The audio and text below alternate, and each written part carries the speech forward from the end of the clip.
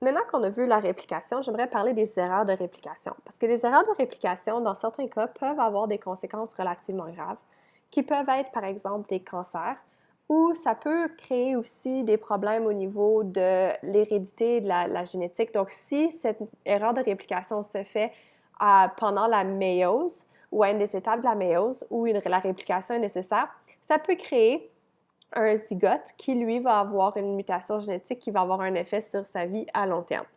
Mais dans les erreurs de réplication, pourquoi est-ce qu'on en parle? Bien, de manière générale, une cellule humaine va prendre quelques heures à copier son ADN. Maintenant, ça peut sembler comme très long. Par contre, vous devez considérer qu'il y a énormément de nucléotides dans l'ADN humain. Et donc, recopier tous ces nucléotides-là et faire une nouvelle copie de l'ADN prendrait beaucoup de temps. Et donc, pour que ça se fasse en quelques heures, ça veut dire que ça se fait relativement rapidement. Le taux d'erreur approximatif de la réplication est à peu près 1 sur 1 milliard de nucléotides.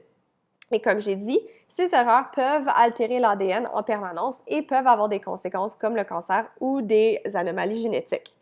Maintenant, elles peuvent se faire de différentes façons. Elles peuvent se produire parce qu'il y a eu un mauvais appariement de paires de bases. Donc, imaginez que l'ADN polymérase était sur le brin matrice et était en présence d'un adénine. Et au lieu d'ajouter une thymine qui est complémentaire à l'adénine sur le nouveau brin en synthèse, elle ajoute une guanine. Ça va créer un mauvais appariement qui va créer un décalage parce que là, les interactions hydrophobes et les liaisons hydrogènes entre les nucléotides ne vont pas faire qu'ils vont être sur le même plan, ce qui va créer un problème dans l'hélice.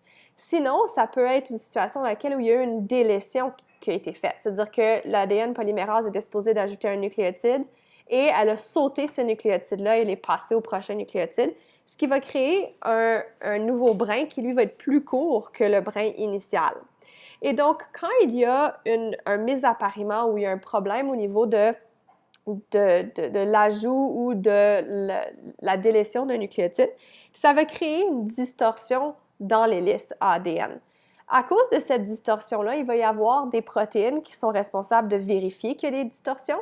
Et si une distorsion est détectée, cette erreur de réplication va généralement être réparée. Mais il est possible que ça ne se produise pas parce que ça se peut que la machinerie qui détecte ces anomalies-là n'était pas en présence de cette distorsion et donc l'ont pas remarqué et donc c'est passé inaperçu. Maintenant, il y a plusieurs types d'erreurs de réplication qui peuvent se produire et les causes de ces erreurs de réplication vont être différentes. Il peut y avoir des délétions, donc des bases qui manquent. Généralement, ça va être causé par peut-être des milieux acides.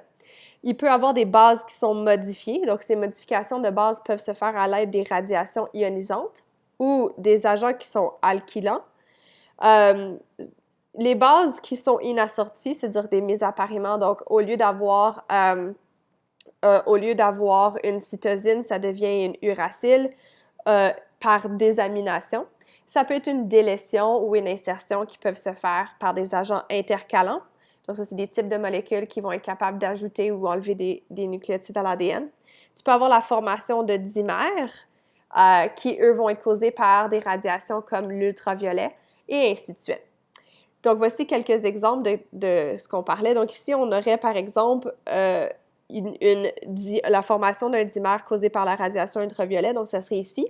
Tu aurais deux thymines qui, eux, vont être liés ensemble par l'ADN, où là, les liaisons doubles de la thymine vont former des liaisons covalentes l'une avec l'autre, ce qui va les attacher l'un à l'autre, et ça peut mener à une délétion éventuelle. On peut avoir ici une dépurination qui va se faire, c'est-à-dire qu'ici, tu aurais par exemple une adénine et l'adénine a été enlevée, ou une guanine et la guanine a été enlevée. Et donc, ça, c'est l'exemple de dépurination, puisque l'adénine et la guanine sont des purines. Donc, ça, ce serait l'exemple de la dépurination qui est causée par des milieux acides. Et tu peux aussi avoir une déamination, où là, le groupement amine va être enlevé, qui va transformer une cytosine en uracile. Et ça, comme je l'avais mentionné, la déamination, ça va être dans cette situation-ci et peut avoir ça peut être causé par différentes choses.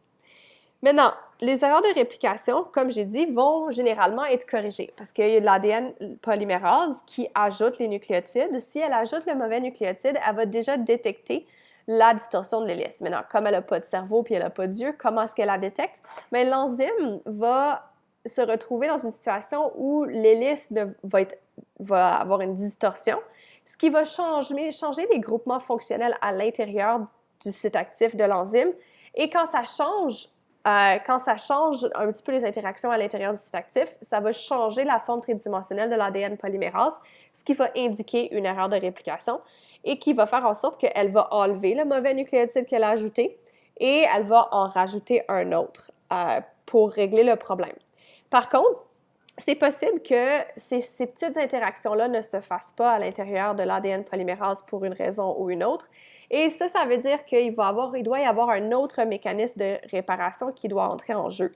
Et ce mécanisme de réparation est aussi important dans les situations dans lesquelles c'est l'environnement qui change les acides aminés et non l'ajout du mauvais acide aminé. Parce que dans ces situations-là, l'ADN polymérase n'est pas présente pour causer la réparation. L'erreur de réplication ou l'erreur de mésappariement doit être détectée par d'autres protéines qui, elles, vont remarquer qu'il va y avoir un changement ou une distorsion dans l'hélice.